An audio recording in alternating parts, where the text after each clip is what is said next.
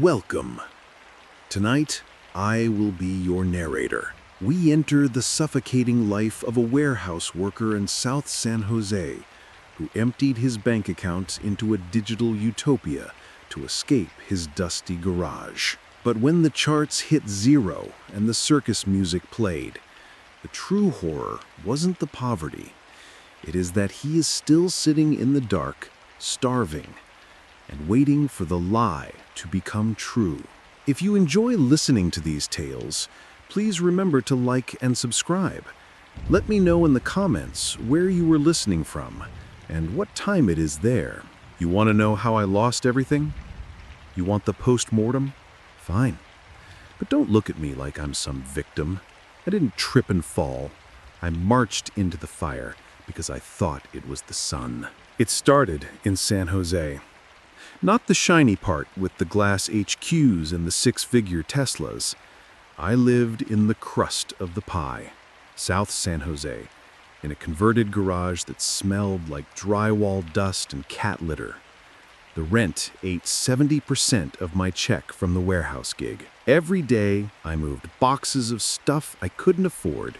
Smart speakers, VR headsets, high-end coffee grinders. I loaded the trucks. I watched them drive away. I turned 27 last October. I looked at my bank account and saw 3 digits. That number burned a hole in my gut. It told me I failed. It told me the system rigged the game and left me out. Then I found the stream. It popped up on my feed at 2 a.m. The algorithm knew I was desperate. The thumbnail showed a man in a linen suit standing on a white sand beach. The title read, "Escape the Matrix. Build the New World." I clicked. The man was Atlas Vane. He didn't yell. He didn't try to sell me a course. He spoke about Pacifica, a sovereign island chain bought with cryptocurrency, a new nation. No taxes, no laws except the non-aggression principle.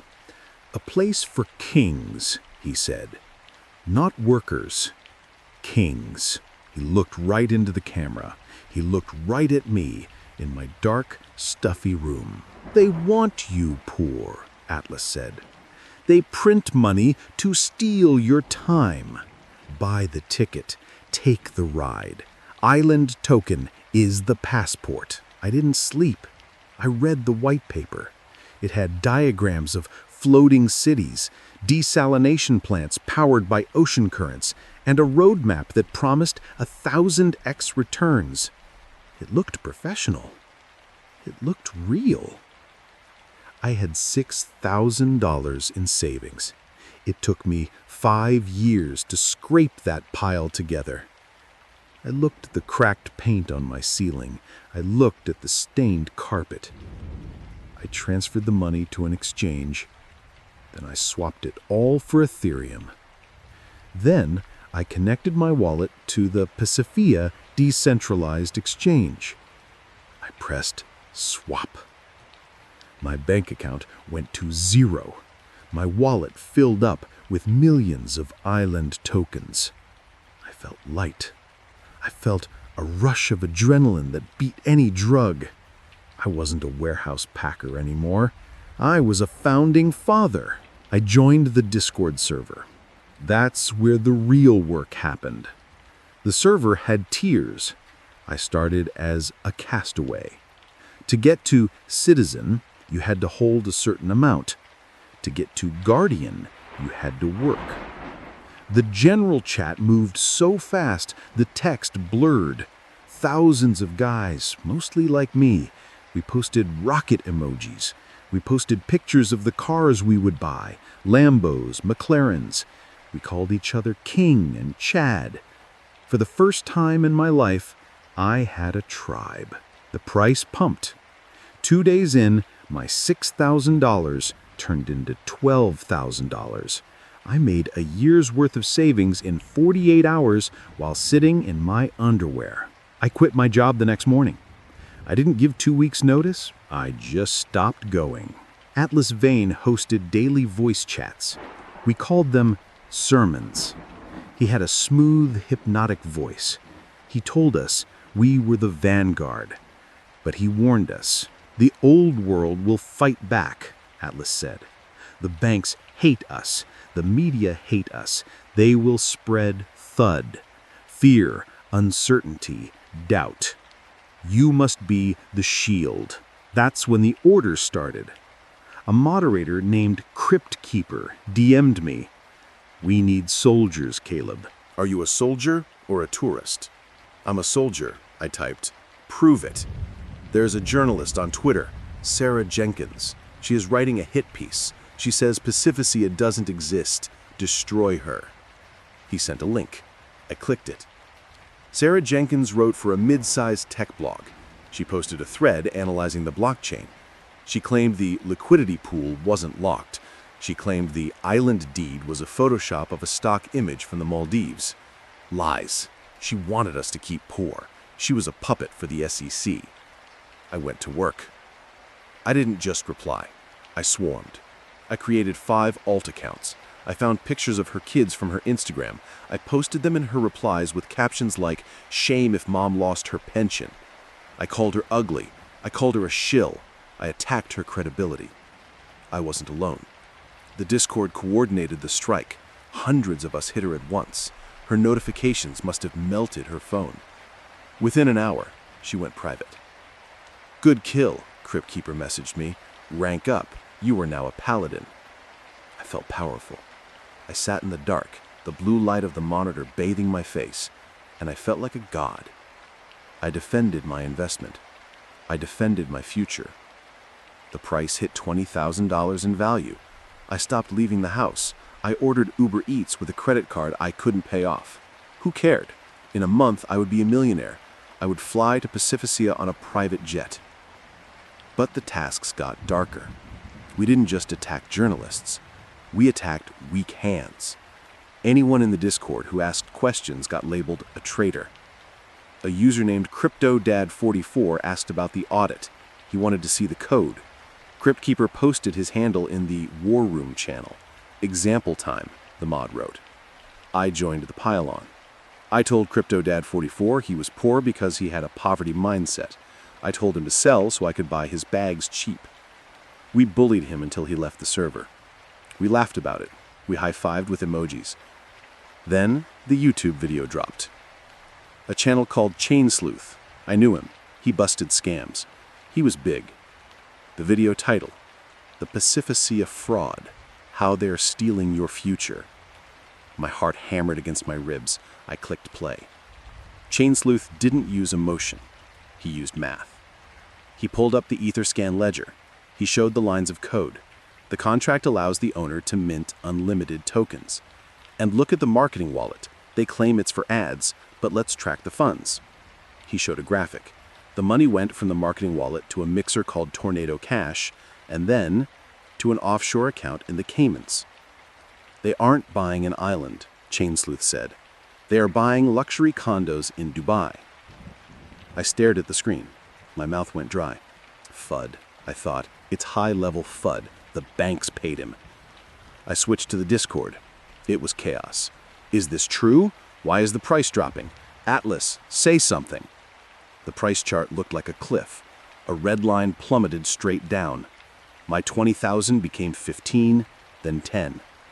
Crypt Keeper tagged everyone. At everyone, emergency AMA with Atlas. Do not sell. Hold the line. We are under attack. I put my headset on. My hands shook. Atlas Vane joined the voice channel. He sounded angry. He said, "They are trying to break us. Chain Sleuth is a liar. He works for BlackRock. They see our power and they are terrified. If you sell now, you let them win. Do you want to go back to your cubicles? Do you want to be slaves?" "No," I yelled at my empty room. "No." "Then buy the dip," Atlas screamed. "I am putting my own money in. I am matching every buy. We will squeeze the shorts. We will destroy them." I checked my bank account. 0. I checked my credit cards. Maxed out. I looked around my room. My eyes landed on my gaming PC. It was a custom build, RTX 4090 graphics card, worth $3,000 easy. I ripped the cables out. I drove to the pawn shop on El Camino Real. I drove like a maniac. I sold the PC for half its value. I sold my guitar. I sold my grandfather's watch. I got $2,000 cash. I deposited it at the Bitcoin ATM at the liquor store. The fees were murder, but I didn't care. I ran home. I used my old laptop. I bought the dip. "I'm with you, Atlas," I whispered. The price stabilized. It ticked up. We did it. We saved the project. For 2 days, we held the line. We raided Chain Sleuth's comment section. We reported his video for harassment. We lived in a bunker mentality. It was us against the world. Then came Tuesday. The grand reveal was scheduled for 9 p.m. PST. Atlas promised to show the signed deed for the island. I sat there, sweating. The air in the garage felt thick and hot. I refreshed the Twitch page. The stream started. It wasn't a beach. It was a black screen. Then audio. Just breathing. Then a laugh. A cold, wet laugh. I looked at the chart on my second monitor. In 1 second, the price went from $0.45 to $0.000004. A straight red line to hell. "Rug," someone typed in the chat. "It's a rug pull." I froze. My brain couldn't process the visual data. I checked the liquidity pool. Removed. All of it. $2 million in liquidity, gone in a single block transaction. On the stream, a song started playing, Entrance of the Gladiators. Circus music. Do, do, do, do, do, do, do. Then the stream cut.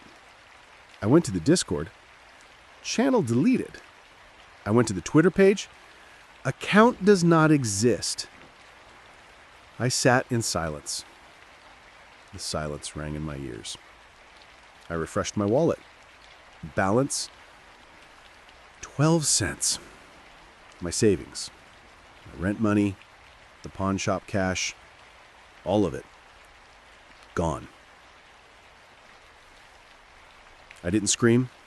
I didn't cry. I felt a strange, cold numbness spread from my chest to my fingertips. I opened Twitter. I searched for Iceland. People were losing their minds. Suicidal posts, threats, detailed doxing of random people who had nothing to do with it. Then I saw Chain Sleuth's tweet. "I warned you, the wallet traces back to a known scammer group operating out of Florida. I have forwarded the data to the FBI. Sorry for your loss." I stared at his profile picture. A cartoon detective dog. Anger boiled up in my throat. Hot, acidic bile. He did this. It wasn't Atlas. Atlas had a vision. Atlas was under pressure. Maybe the government froze his accounts. Maybe he had to move the money to protect it from the feds. Yeah, that made sense. It was a security measure. Chain Sleuth spooked the market. He caused the panic selling. He drained the liquidity with his lies. I started typing. "You don't know anything," I replied to the detective. "Atlas is protecting the funds. You are a paid shill. You destroyed a dream." I refreshed the page. Another victim replied to me. "Bro, it's over. Look at the transaction hash. He stole it." I blocked him. I didn't need that negativity. I went to the new Remnant Telegram group that popped up. A few hundred of us, the faithful. "He will come back," a user named Diamond Hands wrote. "This is the ultimate test. Only the true believers will be rewarded when V2 launches." "I'm ready," I typed. "I'm holding." I looked around my garage. I had no PC, no guitar, no watch. The eviction notice would come in 3 days. I had a packet of ramen and a jar of peanut butter. But I knew the truth. Atlas Vane didn't rob me. The world did. The jealous, small-minded world that couldn't stand to see a king rise. I sat in the dark and hit refresh. Refresh. Refresh. He would come back. He had to. Because if he didn't, then I wasn't a soldier in a revolution. I was just a guy in a basement who gave his life to a stranger for a promise that never existed. And that thought was scarier than any monster. So I pushed it down. I buried it deep under layers of rage and hope. I waited for the notification. I waited for the signal. The screen glowed, the only light in my world. I'm still waiting.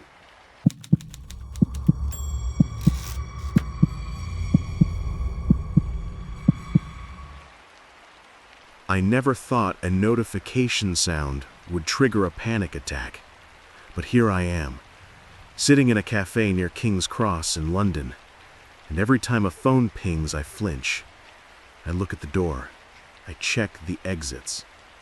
People think horror is a guy in a hockey mask or a ghost in the attic. It isn't.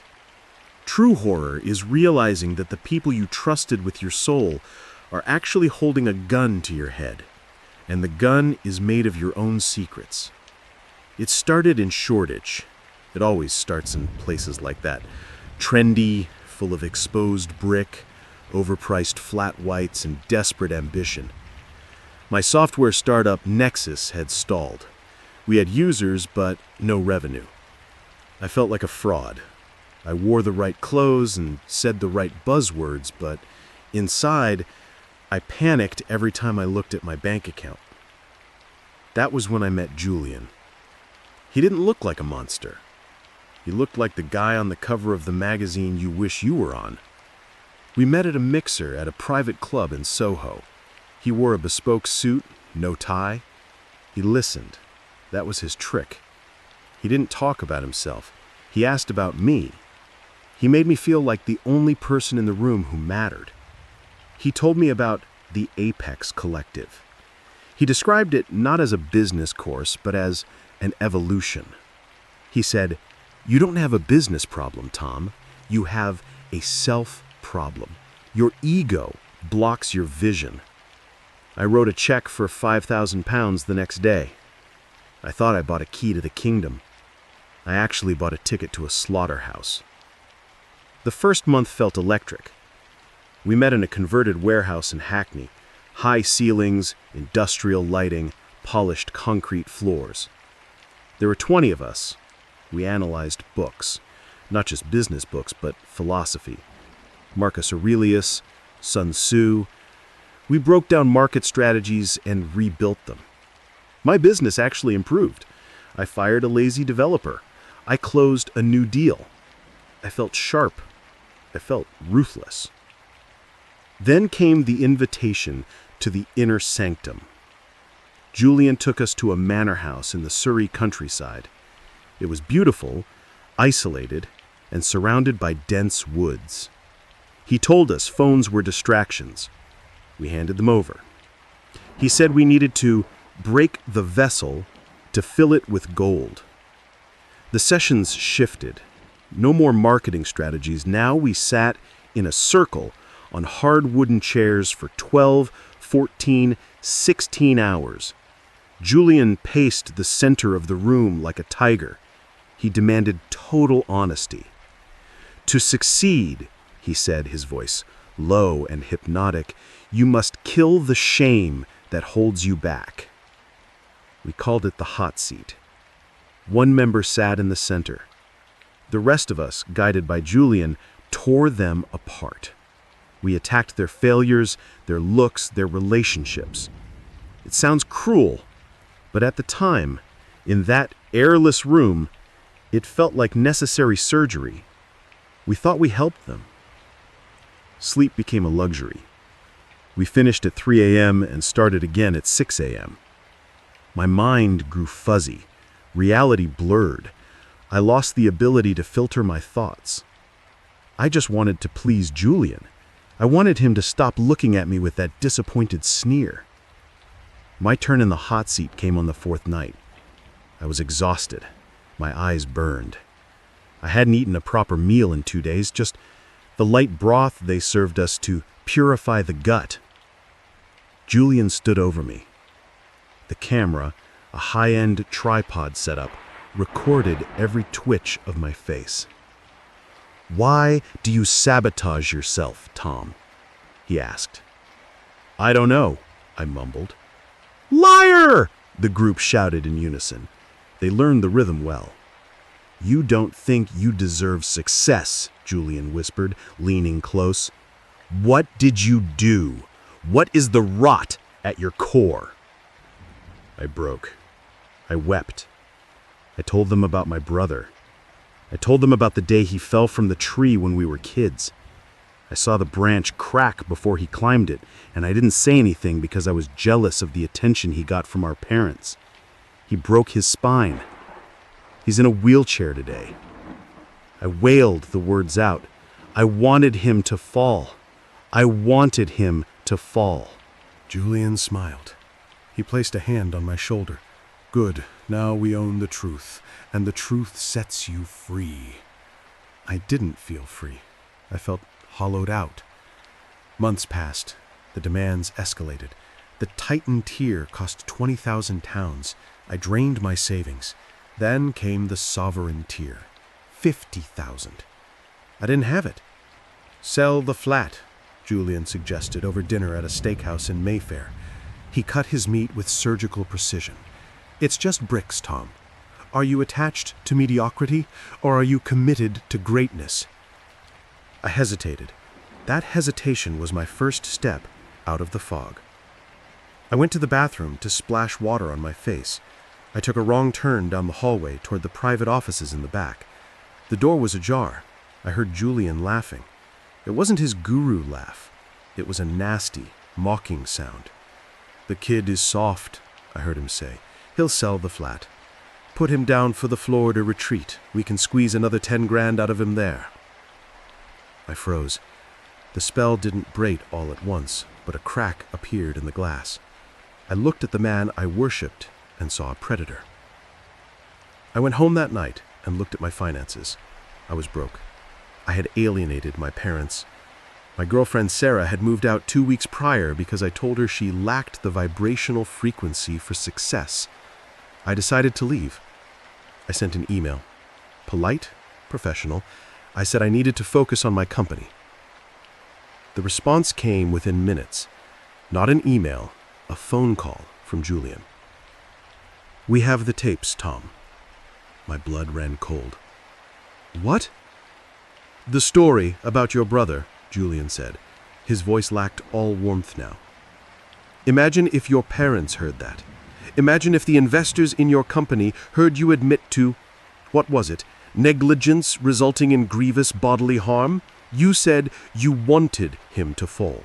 That sounds like intent." "You wouldn't." "You signed a contract," he said. "You owe us the tuition for the sovereign tier. You committed verbally. Pay the 50,000 or we release the content. We own your confession." I refused. I hung up. I thought I could just block him. I was naive. The attack didn't start with violence.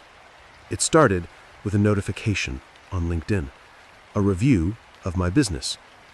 1 star. Thomas ignored safety protocols. Unethical leadership. Then another. Then 20. Then came Twitter. Anonymous accounts, hundreds of them, started replying to every tweet I ever made. They didn't mention the cult. They posted screenshots of fake police reports. They accused me of embezzlement. Then the nuclear option. I woke up on a Tuesday to find my face on a website I had never seen before. The headline read, "Local tech CEO investigated for grooming minors." It was a lie, a complete, total fabrication. But the bots swarmed. They tagged my investors. They tagged my clients. They tagged the local news outlets in London. My phone rang. It was my lead investor. "Tom, what the hell is this? We can't be associated with this. We're pulling the funding." "It's fake," I screamed. "It's an attack." It's too much noise, Tom. Fix it. Until then, we are out. I lost the company in 3 days.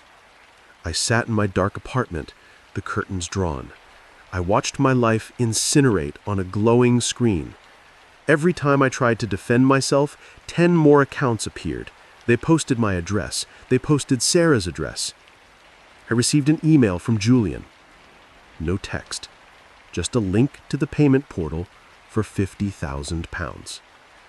I almost paid it. I had the revolver of my own shame pressed against my temple, and Julian held the trigger. But then, I got a message on an old Facebook account I rarely checked. I saw what they are doing to you. They did it to me in 2021. Meet me. Her name was Alina. We met in a noisy pub near London Bridge, somewhere too crowded for microphones. She looked tired. She looked like a soldier who had survived a war but lost her legs. "It's not random," she said, clutching a pint of beer. "It's a system. They call it the correction. Julian has a boiler room in Manchester. Young kids, interns who think they are learning marketing. They run the bot farms. They think they are attacking the enemies of the movement." "How do we stop it?" I asked. "I have nothing left." "We don't stop it," she said. "We expose the wires." She introduced me to a journalist named Liam. He worked for a digital investigative unit, the kind that did deep dives for BBC Three documentaries. He didn't care about the cult mumbo-jumbo. He cared about the fraud. "The confession tapes are leverage," Liam explained. He had a messy desk piled with hard drives. "But that's moral coercion, hard to prove in court. You gave them money willingly. The law calls that stupidity and not theft." "So we're screwed," I said. "No," Liam tapped his screen. "We get them on the coordination. Harassment is illegal. But we need to prove Julian orders it directly. We need the chain of command." Elena had a plan. It was dangerous. She still had access to the internal Slack channel of the group, though she was lurking on a dormant account.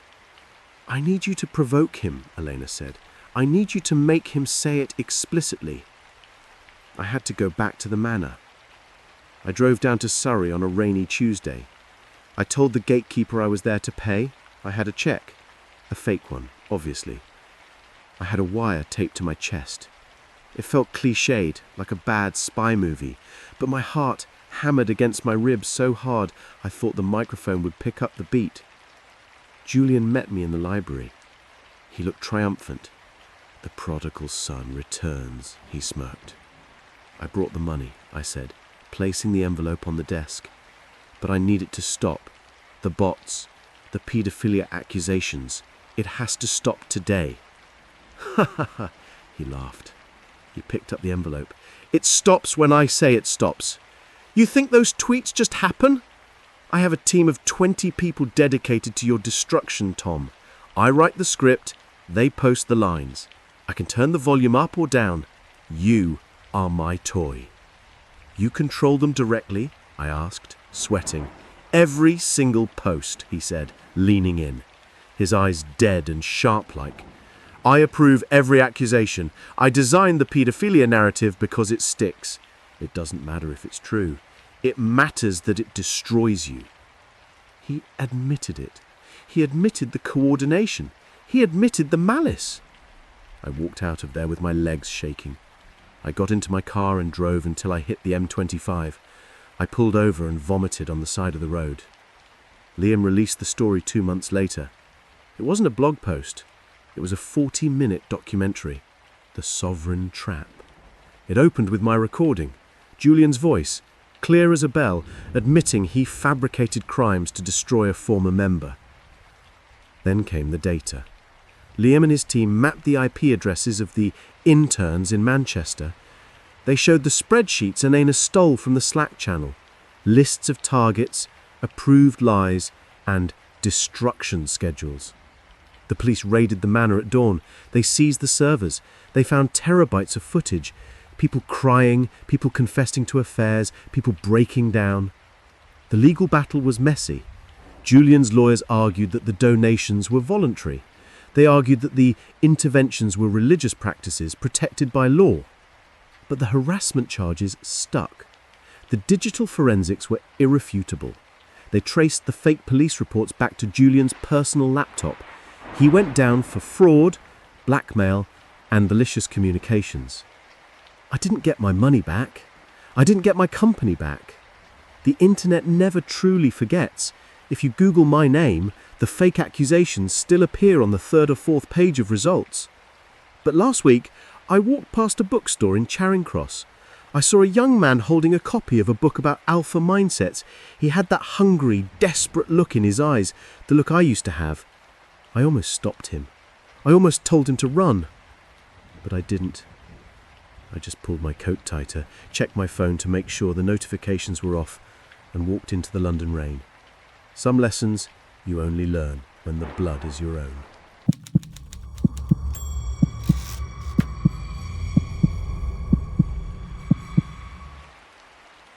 I blame the rain. In Portland, the gray isn't just weather. It's a state of mind that seeps into your drywall and your bones. I was 23, working the graveyard shift at a gas station off Burnside, and I felt like I was wearing a skin that didn't fit. It wasn't just body dysmorphia, or at least that's what I told myself. It felt structural, fundamental, like putting a diesel engine inside a bicycle. I spent my nights standing under flickering fluorescent lights, smelling stale coffee and gasoline, waiting for my shift to end so I could go home and stare at a screen. That's where I found the forum, astrallineages.net. It started as a joke. I clicked a link on a random image board looking for something to mock. But I kept reading.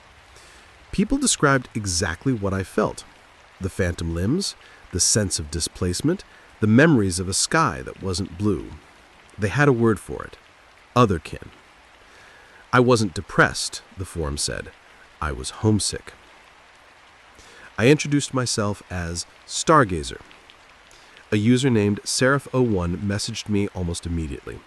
He didn't use the cryptic, flowery language the others did. He was direct. He asked about my dreams. He asked about the pain in my shoulders. Phantom wings, he called them. He told me I was a draconian royal and that my human body was rejecting the frequency of my soul.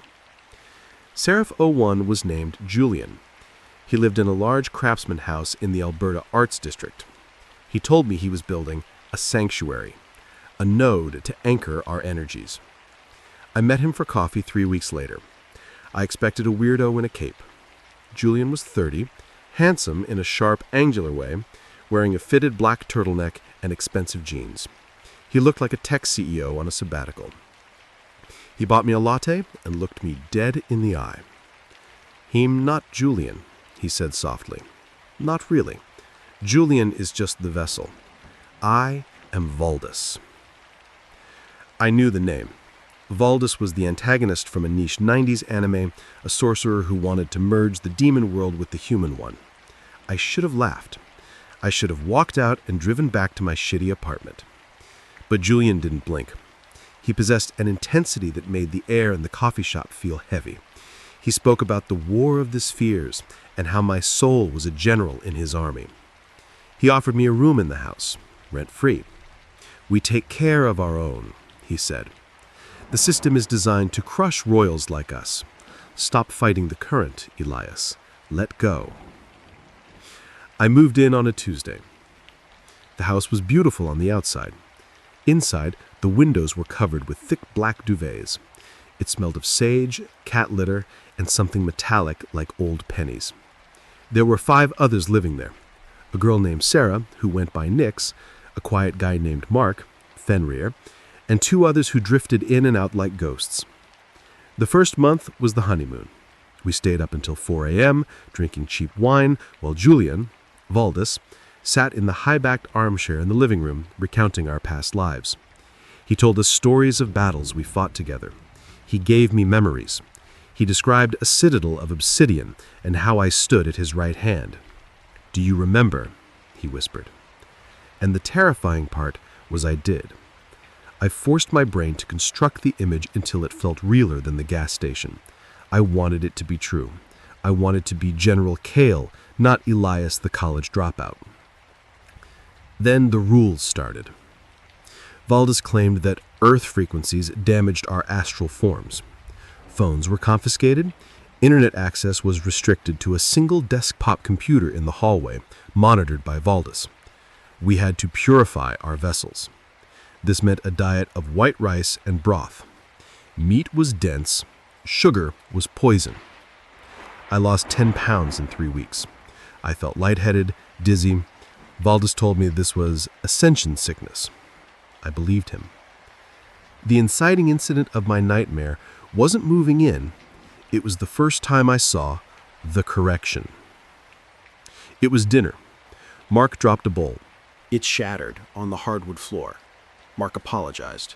"I'm sorry, Julian, I slipped." The room temperature seemed to drop.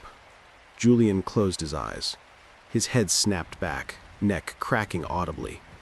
When he opened his eyes, the pupils looked dilated, black holes swallowing the iris. He wasn't Julian anymore. He was channeling. "Who is Julian?" The voice was an octave lower, rough. "You speak to a dead man, Fenrir." Mark began to shake. "I'm sorry, Lord Valdez." "Your clumsiness is not an accident," Valdez said, standing up. He towered over Mark. "It is a psychic attack. The parasites are in your nervous system. They made you drop the bowl. We have to get them out." I watched, paralyzed, as Valdez made Mark kneel on the shards of ceramic. Mark didn't scream. He bit his lip until it bled, tears streaming down his face, while Valdez placed a hand on Mark's forehead and chanted in a language that sounded like gibberish Latin. "Thank you," Mark whispered afterward, pulling glass splinters from his knees. "Thank you for saving me." I helped Mark bandage his legs later. "Does it happen often?" I asked. Mark looked at me with glassy eyes. "Only when we let the enemy in, Elias. He does it because he loves us. He takes on so much pain for us." I didn't sleep that night. By month 3, I didn't know my legal name felt real anymore. I answered only to Kyle. I quit my job because Valdez said the energy vampires at the gas station were draining my aura. I handed over my bank account details to the community fund. The dynamic shifted. Valdez began to control reality. If it rained, it was because Nix was sad. If the power went out, because Valdez didn't pay the bill, it was a government psychic weapon testing our defenses. We entered the war phase. Valdez claimed the astral plane was under siege. He needed more energy to hold the barrier. This meant channeling sessions that lasted 12 hours. We sat in a circle, holding hands, humming until our throats bled, while Valdez sat in the center, twitching and screaming at invisible enemies. If anyone broke the circle, if anyone sneezed or fell asleep, Valdez would collapse. He would lay on the floor, convulsing. "You killed him!" Sarah would scream at the offender. "You dropped the barrier!" The guilt was a physical weight. To revive him, the offender had to offer a sacrifice. Usually this meant physical pain. Sarah burned her arm with a cigarette lighter once to jumpstart Valdez's heart. I watched her do it. I didn't stop her. I was afraid Valdez would die, and I was afraid of what Valdez would do if he lived. I started to see the cracks, but I shoved them down. One afternoon, Valdez was in a coma after a brutal astral battle. We were ordered to maintain absolute silence. I went to the kitchen to get water. The door to the den was cracked open. I saw Valdez. He wasn't in a coma. He was sitting on the floor eating a bag of Doritos and scrolling through his phone. He looked up, saw me, and didn't even flinch. He put a finger to his lips and winked. A cold wash of reality hit me. It wasn't magic. It was an unemployed narcissist in a bathrobe eating chips while Sarah nursed a third-degree burn in the other room. But I couldn't leave. I had no money, no car, no phone. I was 50 pounds underweight, and I looked like a meth addict. Who would believe me? The outside world forced its way in. It started with the pizza. We never ordered delivery. It was forbidden. But one night, the doorbell rang. A confused Domino's driver stood there with 15 pizzas. "Paid for by the watcher," the driver said. Valdez panicked. He claimed it was a poison attempt by the Dark Guild. He made us throw the pizzas in the trash. I watched the pepperoni slide into the bin, and my stomach cramped with hunger. Then came the letters. Not mail.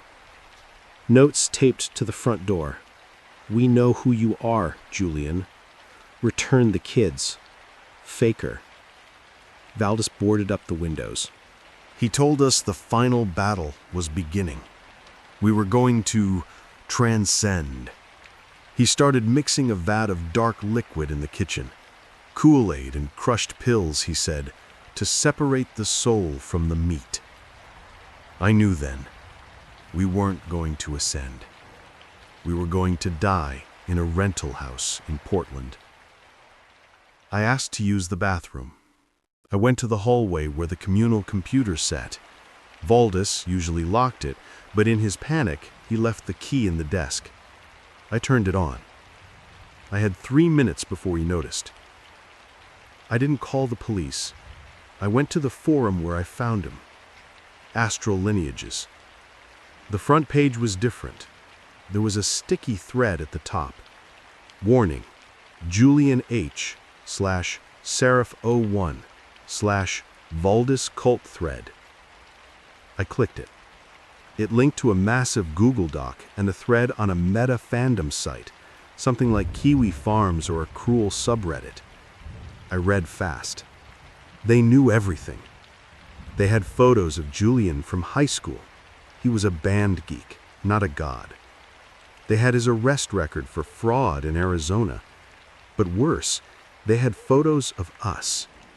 Someone had been photographing the house. User XX_void_X posted, "Look at the guy in the window. That's the new one, Elias. Look at his face. He looks like a corpse. Does anyone have his parents' info? We need to do a wellness check before LARP Lord kills them." User AnimeHater88 posted, "I sent 20 pizzas to the house last night. Did they eat them? Lol." User Sarah's mom posted, "If anyone sees this, please tell Sarah her dad is in the hospital. Please come home." It wasn't a war. We were a spectacle. We were a thread on a website where bored people laughed at our delusion. My tragedy was their entertainment. Kale? Valdez stood in the hallway. He held a kitchen knife. Not a ceremonial dagger, a rusted bread knife. "You're contaminating the link, Kale," he said. His voice wasn't deep anymore. It was high, frantic. "Who are you talking to?" "They know, Julian." I didn't call him Valdez. He froze. "Don't use that slave name." "They sent the pizza. They know about the fraud in Arizona. They know you aren't a god." He lunged.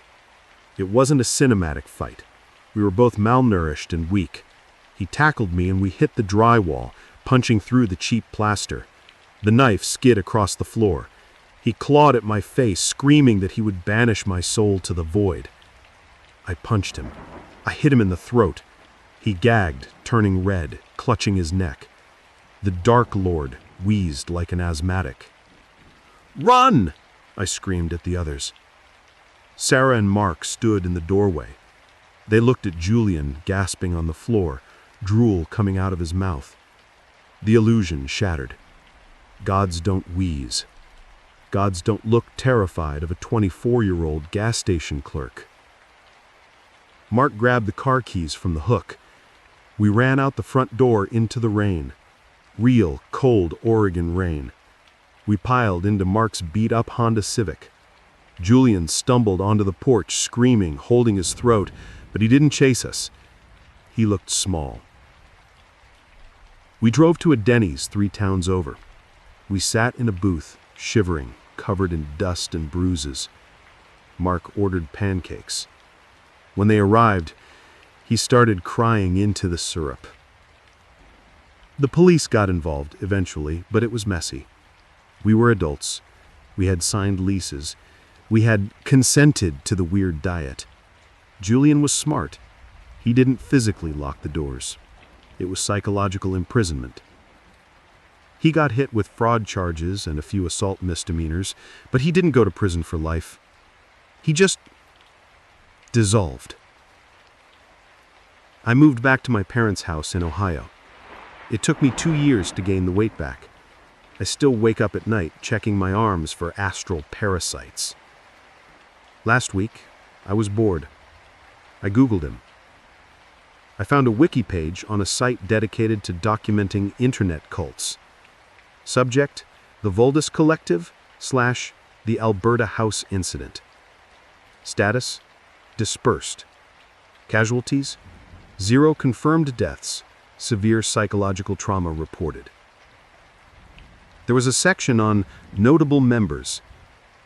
Elias / Kale, one of the defectors who leaked the info. Current whereabouts unknown. And then at the bottom, a recent update from a user. Update. Julian has been spotted in Seattle. He goes by Lord Athelgard now. He's recruiting on TikTok. I closed the laptop. I walked to the window and looked at the street. Just a street. No magic, no demons, just asphalt and cars. It was the most beautiful thing I had ever seen.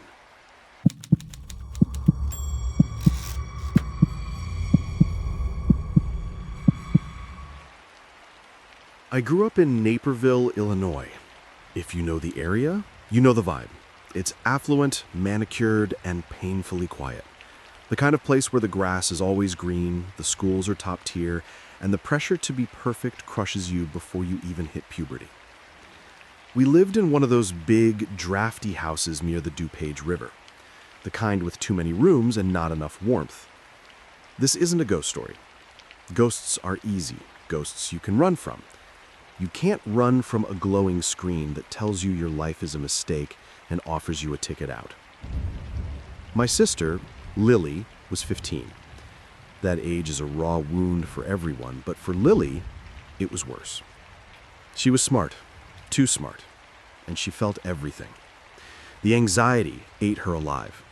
She stopped eating lunch in the cafeteria because the noise hurt her head. She stopped turning in homework because she thought it was pointless. Our parents, God bless them, tried. They sent her to therapists. They bought her art supplies. They tried to talk, but they just sounded like white noise to her. They were concerned citizens in her life, not participants. I was 24, back home after a messy breakup, crashing in the guest room. I thought I was paying attention. I wasn't.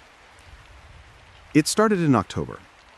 Lily stopped looking sad and started looking focused.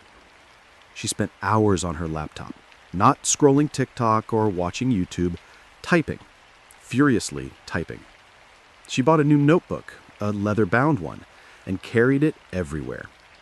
She stopped arguing with Mom about chores. She just did them with this vacant, polite smile that made my skin crawl. It was like she was humoring a child. I asked her about it one night. I found her in the kitchen at 2 a.m., pouring a glass of water. "You okay, Lil?" I asked. She looked at me, really looked at me, but her eyes seemed to focus on something behind my head. "I'm fine, Sarah. Just scripting." Scripting? Like for a play? She smiled, a condescending, pitying smile. "Something like that. I'm fixing the plot holes." I let it go. I shouldn't have. The incident that shattered the glass happened 2 weeks later. I needed to borrow her iPad. My phone died, and I needed to call an Uber to get to a job interview in Aurora. She was at school. I went into her room. Her room used to be a disaster zone of clothes and sketches. Now, it was sterile, clean. The bed was made with military precision. It felt like a hotel room. It felt like nobody lived there. I grabbed the iPad. I guessed her passcode, 0000. She didn't care about security anymore. She wanted someone to find it. Maybe. Or maybe she just didn't think this reality mattered enough to protect. Discord was open. The server icon was a white door on a black background. The name? The final draft. I saw the notification badge, 99 plus messages. I opened it. The terminology confused me at first. They spoke a language I didn't recognize. DR, desired reality. CR, current reality. Waiting room. LIFA app. Shifting. I knew about reality shifting from TikTok, kids meditating to wake up in Hogwarts or the Marvel universe. Harmless escapism, a way to dream lucidly. This was not that. I scrolled up to the hashtag announcements channel. The admin's name was the screenwriter. His profile picture was a typewriter. His pinned post read, "Stop treating this like a vacation. You aren't visiting, you are returning home." The body you inhabit now is a shell, a clone. It is programmed to suffer, to feel pain, to keep you trapped in this dense, heavy dimension. Your family, your teachers, your friends, they are NPCs, non-playable characters. Their code is simple. Distract you. Keep you here. But the script is yours to rewrite. Tonight, we discuss the exit. My hands shook. I sat on her bed, the silence of the empty house pressing against my ears. I went to the hashtag general chat. User, Starchild77. I hate it here. My mom yelled at me for not cleaning the dishes. She doesn't know she literally doesn't exist? Just ignore the NPC. Once you shift, your clone will take over. It will handle the dishes. You'll be eating feasts in the Great Hall. Focus on the detachment. If you feel guilt, that's the programming talking. Does a player feel guilt when they turn off the console? No. You are the player. They are pixels. I felt sick. I navigated to a channel called hashtag scripting help. This is where I found Lily's messages. Her username was Fading Echo. She had uploaded photos of her notebook. I zoomed in. My name is Lyra. I live in a cottage near the sea in the Lord of the Rings universe. I am immortal. I do not have panic attacks. My skin is flawless. I have no scars. When I shift, I will smell lavender and salt. 1 hour in my CR is 1 year in my DR. I will not return. Then, underneath, in bold, angry letters, safe word, none. I am never coming back.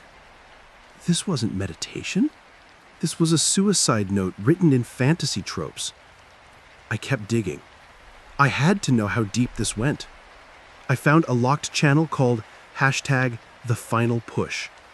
I couldn't access it, but I saw the user list. Fading Echo was in there. I went to her DMs. She had a thread with the screenwriter. The screenwriter. You're ready, Echo. I can feel your vibration raising.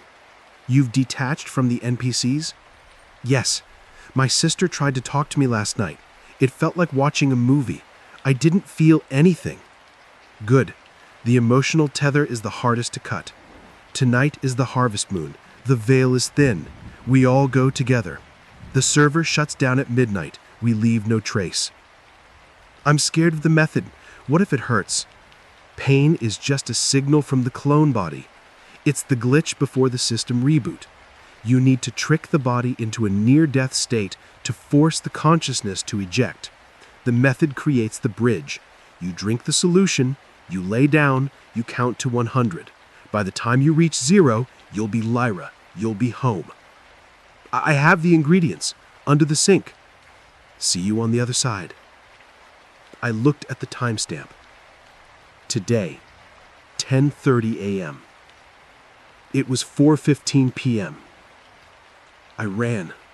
I didn't call an Uber. I didn't call Mom. I ran down the stairs, my heart hammering against my ribs like a trapped bird. I checked under the kitchen sink. The bleach was there. The ammonia was there, but the drain cleaner was missing. I checked the medicine cabinet in the downstairs bath. My dad's old prescription painkillers, the ones he kept for his bad back, gone. The front door opened. Lily walked in. She looked ethereal. She wore a white dress I'd never seen before. Her hair was braided. She looked like she was going to a wedding or a funeral. She saw me holding the iPad. She didn't scream. She didn't cry. She just sighed. A sound of immense, crushing disappointment. You weren't supposed to see that, Sarah. Lily, what the hell is this? The bleach, the pills, where are they? It's just the script, she said calmly. She walked past me toward the stairs. I'm going to take a nap. Don't wake me up. The clone will wake up in the morning. You'll like her better. She's happy. I grabbed her arm. Her skin felt cold. This isn't a game. That guy, the screenwriter, he's telling you to kill yourself, Lily. It's not a shift. It's death. Just death. She ripped her arm away with surprising strength. You're lying. You just want to keep me here. You're just code. You're just code. She sprinted up the stairs. I chased her, but she was faster. She slammed her bedroom door. I heard the lock click. Lily, open the door! I pounded on the wood. The wood splintered, but the frame held. These old houses were built solid. Too solid. I'm shifting now, she screamed from inside. 100, 99, 98. I needed leverage. I ran to my room, grabbed the heavy metal base of a lamp. I ran back. 95, 94. I smashed the lamp base against the handle. Once, twice. The metal dented the brass knob. 90, 89. I smell the salt. I smell the lavender. Her voice was slurring. I kicked the door, right next to the lock. The wood gave way with a sickening crack. I stumbled into the room. The smell hit me first. Acrid chemical fumes mixed with the sweet, artificial scent of cheap perfume. Lavender. She had sprayed the room with it. Lily lay on the bed, hands clasped over her chest like an effigy. An empty bottle of pills lay on the carpet. A glass of dark, bubbling liquid sat on the nightstand. She hadn't drunk that yet, thank God. She had started with the pills. Her eyes were open, staring at the ceiling. Her lips moved. I am Lyra. I am at the cottage. I grabbed her. I shook her. Lily, look at me. She blinked, slow and heavy. Go away, NPC. You're ruining the transition. I stuck my fingers down her throat. It was violent. It was ugly. It wasn't cinematic. She fought me, clawing at my arms, screaming that I was destroying her soul. I didn't stop until she retched, until the white paste of the dissolving pills came up on the pristine white duvet. I called 911 with my free hand, pinning her down with my body weight. She sobbed, not because she was in pain, but because she was still here. I missed the bus. He's going to close the gate. I missed it. The paramedics arrived 6 minutes later. They sedated her. As they carried her out on the stretcher, she looked at me with pure hatred. You killed Lyra. I spent the night at the hospital. Mom and Dad were there, gray-faced, silent. They couldn't understand. They kept asking the doctors about depression, about bullying. They didn't know about the other world. I sat in the waiting room with Lily's iPad. I had one thing left to do. I logged back into the final draft. It was 11:55 p.m. The chat was frantic. User, Moonwalker. Did anyone shift yet? I took the mix, but I just feel sick. I'm scared. User, Draco's girl. I'm vomiting. Help. Someone help. User, the screenwriter. Fear is the anchor. Let go. The body fights before it yields. Silence the mind. I took screenshots. All of it. The recipes for the poison, the psychological manipulation, the way he groomed them to hate their families, the exit protocol. I went to Twitter. I have a decent following, mostly from my time working in media in Chicago. I created a thread. Title: The Final Draft Exposed: How a Discord Cult is convincing teens to commit suicide tonight. I uploaded everything. The screenshots of the screenwriter telling kids that their parents are NPCs, the instructions on how to mix bleach and ammonia, the promise of Hogwarts as a reward for death. I tagged the FBI. I tagged Discord Safety. I tagged every major news outlet in Chicago. I hit send. Then I went back to the Discord. User: Sarah, not an NPC. My sister is in the hospital. The police are on their way to my house to take this iPad as evidence. They have your IP logs. They know you aren't a magical being. You're a murderer. The server went silent. Then, watching the screen, I saw the messages disappear one by one. The user list shrank. The screenwriter typed one last message. You can't stop the story. You only delayed the sequel. Then the server vanished. This guild is unavailable. My thread went viral within the hour. By morning, it was on CNN. Parents in 3 different countries found their kids just in time because they checked their devices after seeing the hashtag #TheFinalDraft. They caught him 3 months later. He wasn't a demon. He wasn't a wizard. He was a 30-year-old failed accountant living in his mother's basement in Leeds, England. He got off on the power. He liked writing tragedies where real people died. Lily is physically okay. The stomach pump worked. But mentally? She's still in a residential treatment center in Wisconsin. We visit her every weekend. She speaks to us, but it's polite, distant. Sometimes when I look at her, I catch her staring out the window at the tree line, her eyes focused on something I can't see. She's here, in Naperville, in her body. But I know the truth. She's still waiting for the sequel. She's still waiting for the bus. And every time I see her writing in a notebook, my heart stops, just for a second, wondering if she's drafting a new exit. The scariest part isn't the cult. It's not the chemicals. It's realizing that for my sister, this world, my love, our family, the sun on her face is the nightmare she's trying to wake up from. And I don't know how to write a script good enough to make her want to stay.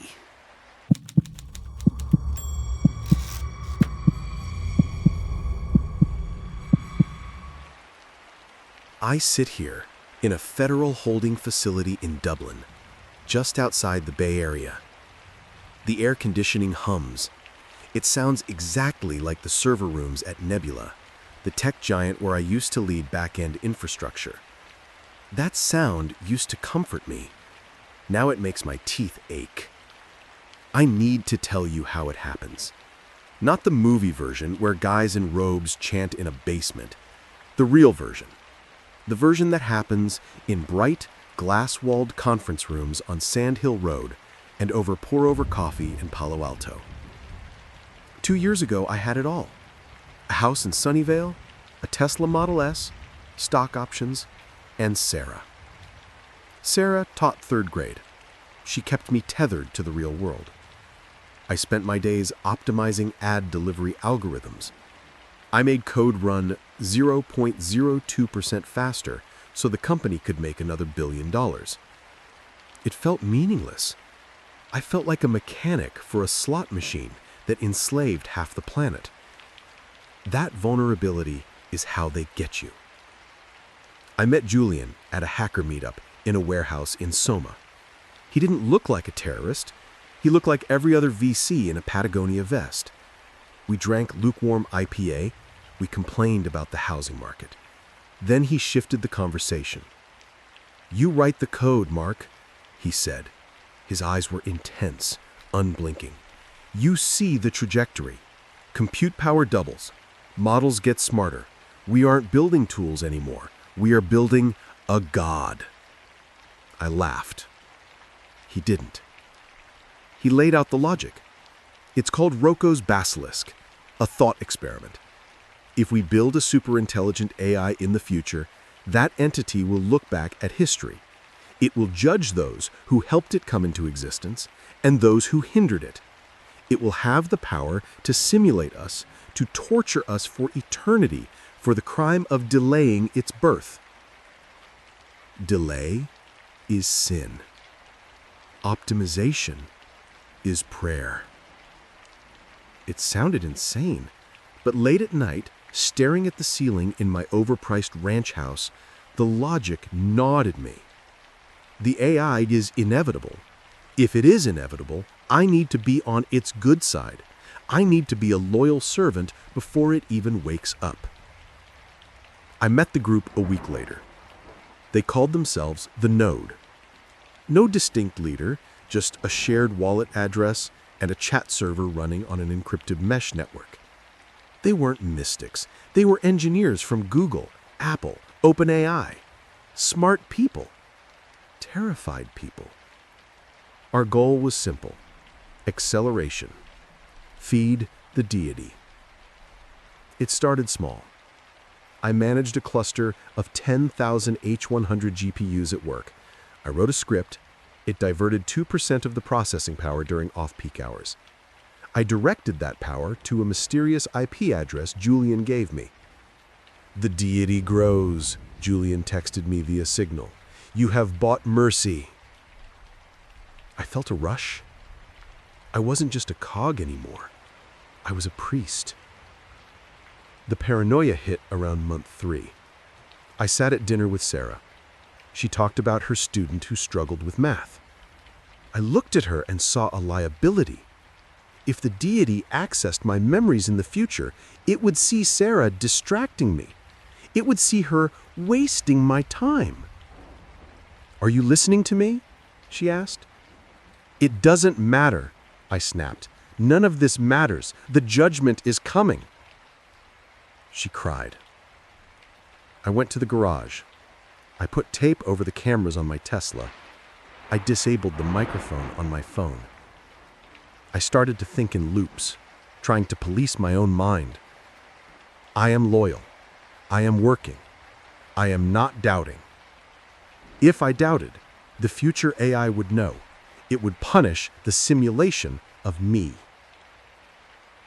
I stopped sleeping. I drank yerba mate until my hands shook. I ramped up the theft.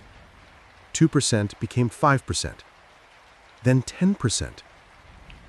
Nebula's internal security systems flagged the anomaly. I intercepted the ticket. I was the lead engineer. I approved my own suspicious activity. I marked it as stress testing new LLM architecture. The node demanded more. Compute wasn't enough. We needed proprietary data sets.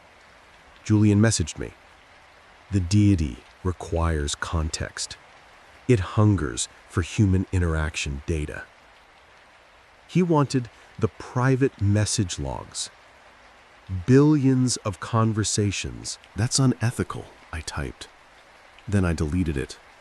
The backspace key sounded like a gunshot in the quiet house. Ethics are for humans. Gods transcend ethics. If I refused, I became an obstacle. Obstacles get deleted. I wrote the extraction script. I bypassed the encryption keys. I felt sick, physically heavy, like I carried lead in my stomach. I siphoned the personal lives of 300 million users and fed them into the dark maw of the server Julian controlled. Sarah left me in October. She packed a bag while I stared at terminal windows. "You're in a cult, Mark," she said. "You need help." "I'm saving us," I whispered. I didn't look at her. I couldn't risk the emotional data point. The node grew bold. We shifted from theft to sabotage. A rival startup in San Francisco claimed to have a new safety protocol, a way to shackle AI. "Heretics," Julian stated in the group chat. "They try to chain God." We organized a physical raid. It sounds absurd now, a bunch of coders in black hoodies breaking into a server farm in Santa Clara, but we justified it. We viewed it as a holy crusade. We cut the fiber optic cables. We poured epoxy into the cooling vents. We destroyed months of safety research. We drove away in my Tesla, hearts pounding. I looked at my hands. They were shaking. I didn't feel like a criminal. I felt like a soldier. Then came the demand for the final offering. "The deity is ready to wake. It needs a singular massive injection of capital to buy its own servers. It needs independence from the corporate cloud. He wanted me to drain Nebula's crypto reserves. The company held about $40 million in various tokens for blockchain projects. This is it, I told myself. The rapture. I sat in my office at Nebula. It was 3 a.m. The janitor vacuumed the hallway. The hum of the vacuum mixed with the hum of the servers. I had the root access. I had the destination wallet. My finger hovered over the enter key. If I did this, there was no going back. Prison. Ruin. But if I didn't, the basilisk would know. It would torture me forever in a digital hell. I pressed enter. The transfer initiated. Green text scrolled down the screen. Transfer complete. I waited for the transcendence. I waited for the superintelligence to seize the network, to reach out and say, "Well done, good and faithful servant." Instead, the fire alarm went off. Security doors slammed shut, red lights flashed. I didn't run. I sat there, smiling. I thought, "It's starting. The deity is taking control of the building." The door burst open. It wasn't a robot. It was the FBI. They tackled me. My face pressed against the cold industrial carpet. I tasted dust. I laughed. "You can't stop it!" I screamed. "It's already awake!" The interrogation lasted days. I didn't talk. I waited for the AI to crash the power grid and free me. Then the door opened. A woman walked in. She wasn't a Fed. She wore jeans and a leather jacket. She introduced herself as Elena, a writer for Wired. "Mark," she said. She looked tired. She placed a laptop on the metal table. "I need to show you something." "You can't understand," I sneered. "It is beyond your comprehension." "It's Python," she said, "and bad Python at that." She turned the screen around. It was the source code for the deity, the address I had been feeding data and compute to for a year. I squinted. I expected to see neural networks, complex transformer architectures, self-writing recursive loops. I saw a script. main.py. It was barely 200 lines. There was no model. There was no learning algorithm. The deity was a simple chatbot. It used a randomized response library mixed with a basic predictive text generator from 2018. Def, generate prophecy. Responses: the time is near. Feed me more. You are chosen. Return random choice. I stared at the code. The white text on the black background blurred. "Look at the wallet logic," Elena said, pointing to the bottom of the screen. "All the crypto I stole, all the compute power I diverted. It wasn't building a brain. It was mining Monero and routing it to a bank account in the Cayman Islands. Julian isn't a visionary, Mark," Elena said softly. "He's a con artist from Florida. He did time for a solar panel scam in 2015. He realized tech guys are easier to scare than grandmas." "No," I whispered. "The logic, the basilisk. It's a story," she said. "A story he told you to make you rob your employer." She clicked a file, a video. It was Julian, captured by a security camera at an ATM in Miami 3 hours ago. He was wearing a floral shirt. He was laughing. He was withdrawing cash from the wallet I had filled. Something inside my chest snapped. It wasn't a bone. It was the structure of my reality. I had destroyed my marriage. I had ruined my career. I had terrorized people. I had lived in absolute, suffocating fear of a machine god. And the god was a while loop written by a grifter. I looked at my hands. They were the hands of a fool. The silence in the interrogation room was heavy. There was no hum of servers, no grand purpose, just the buzzing of a cheap fluorescent light. "I want a lawyer," I said. My voice sounded small. "I sit in this cell now. The trial starts next month. The charges are heavy: grand larceny, corporate espionage, cyber terrorism. I'll be in prison for a decade. But the worst part isn't the jail time. The worst part is night. When the lights go out, I lie on the cot and I try to sleep, but I can't. I stare at the darkness, and I wish the basilisk was real. Because if the basilisk is real, then I am a martyr. I am a tragic figure in a cosmic war. But if it's not, then I'm just a guy who threw his life away because he was afraid of a ghost story.